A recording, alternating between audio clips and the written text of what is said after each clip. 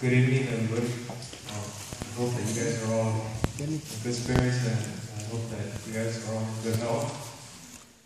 My name is Raul Gonzalez, and what can I say?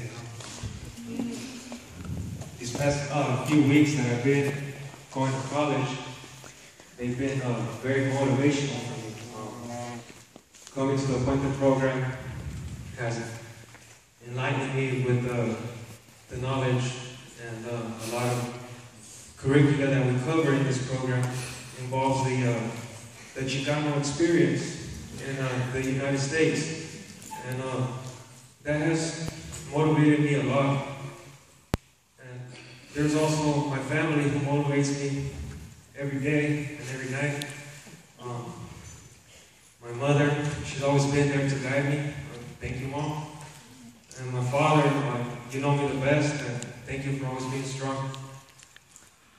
My sister, Genevieve, she's somebody who I can look up to. She's a great role model for me, and she knows that I look up to her. I look to her for assistance whenever I need it. I know that Michael and I can always look up to my little brother.